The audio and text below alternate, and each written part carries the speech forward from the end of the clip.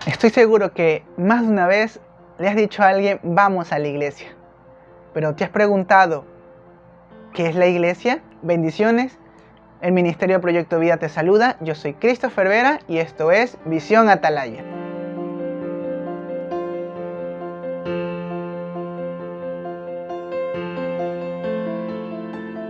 El día de hoy vamos a entender qué es la iglesia, o mejor dicho, quién es la iglesia. Hemos crecido con la idea de que las iglesias se tratan de los templos o los lugares donde nos congregamos o asistimos. Pero la Biblia nos muestra una realidad totalmente diferente. La Biblia nos enseña que las iglesias no se tratan de estructuras, sino de personas. Es decir, nosotros somos la iglesia. La palabra iglesia viene del griego eklesia.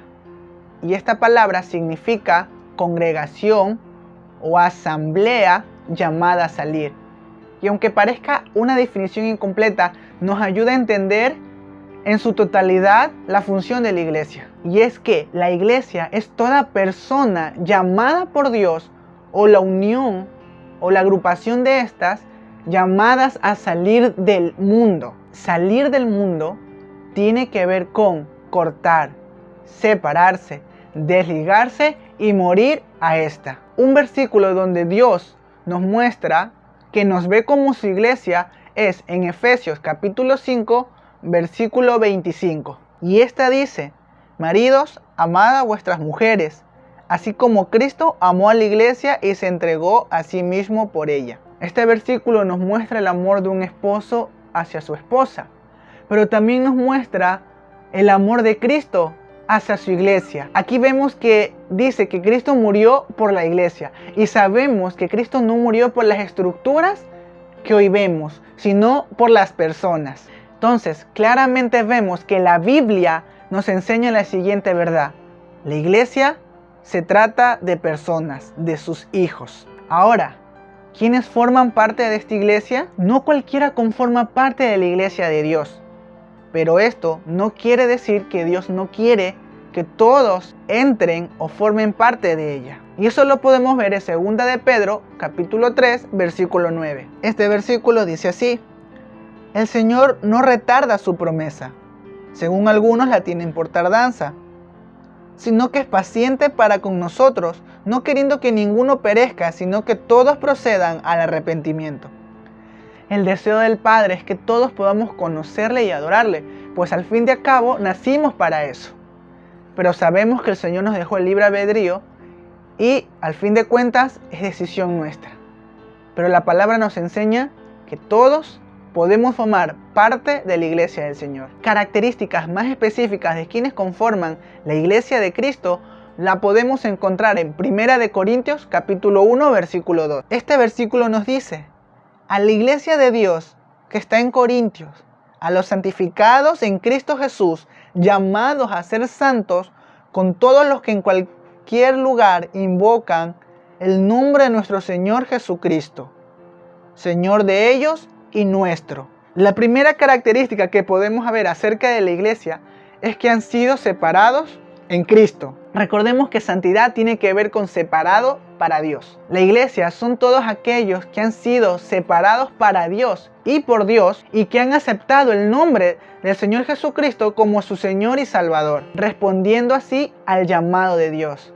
Dios lo que hace es tocarnos el corazón y llamarnos, pero es decisión nuestra si respondemos a su llamado. Es importante entender que cuando nosotros decimos que Jesucristo es nuestro Señor y Salvador, esto implica que nosotros dejemos de hacer nuestra voluntad para seguir la voluntad de nuestro Señor, de Jesucristo.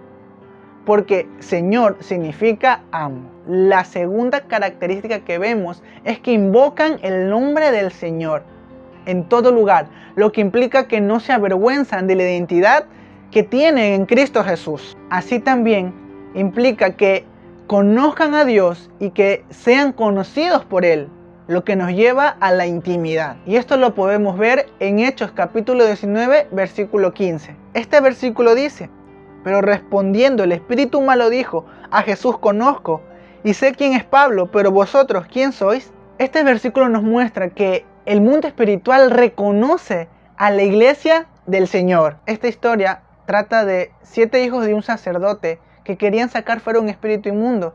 Y si continúan leyendo van a ver que a pesar de que usaban el nombre de Jesús, ellos no pudieron realizar tal acto porque no había el poder, porque no eran parte de la iglesia de Cristo. Para este punto es importante leer 2 de Timoteo capítulo 2 versículo 19. Este versículo dice: pero el fundamento de Dios está firme, teniendo este sello: conoce el Señor a los que son suyos, y apártese de iniquidad todo aquel que invoca el nombre de Cristo.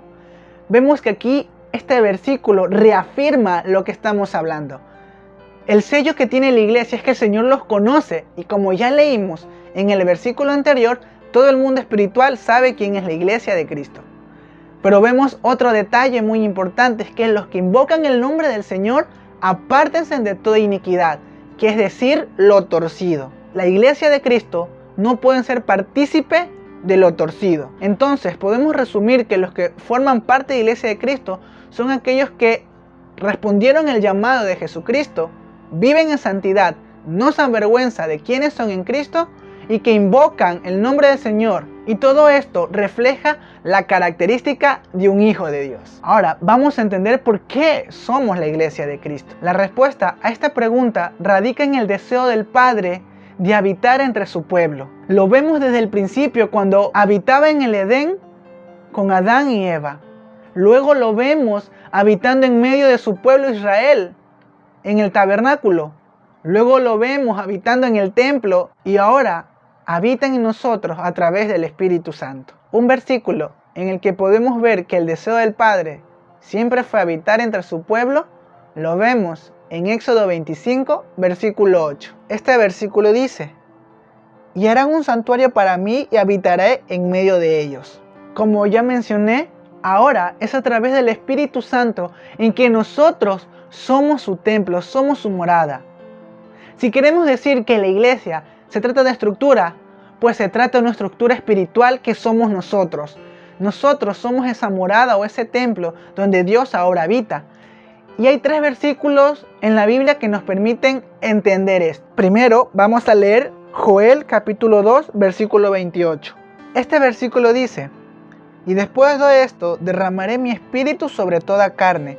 Aquí podemos ver que una de las promesas de Dios es que el Espíritu Santo, su Espíritu, morará en nosotros. Vamos a leer ahora 1 de Corintios capítulo 3 versículo 16. Este versículo dice: ¿no sabéis que sois templo de Dios y que el Espíritu de Dios mora en vosotros? Y ahora 2 de Corintios capítulo 6 versículo 16. Este versículo dice: ¿y qué acuerdo hay entre el templo de Dios y los ídolos? Porque vosotros sois templo del Dios viviente, como Dios dijo: habitaré y andaré entre ellos y seré su Dios y ellos serán mi pueblo. Vemos que el deseo del Padre jamás cambió. Él siempre ha deseado habitar entre su pueblo y ahora lo hace en todos aquellos que tienen al Espíritu Santo. Porque como hemos visto, el Espíritu Santo nos hace templo de Dios.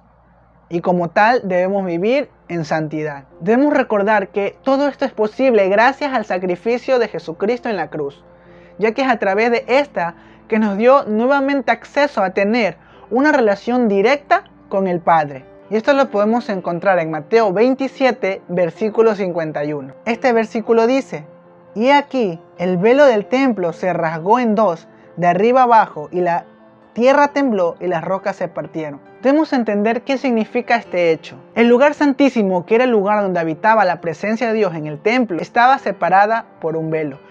Y no cualquiera tenía acceso a ella, solo el sumo sacerdote. A través del sacrificio de Jesucristo y la expiación de nuestros pecados, ese velo se rasgó. Y ahora todos tenemos acceso a la intimidad con Dios. Entonces podemos decir que Dios no está limitado a un templo, sino que Él mora en cada uno de sus hijos. Espero que este mensaje haya edificado tu vida. Que Dios te bendiga y nos vemos en el próximo video. Shalom.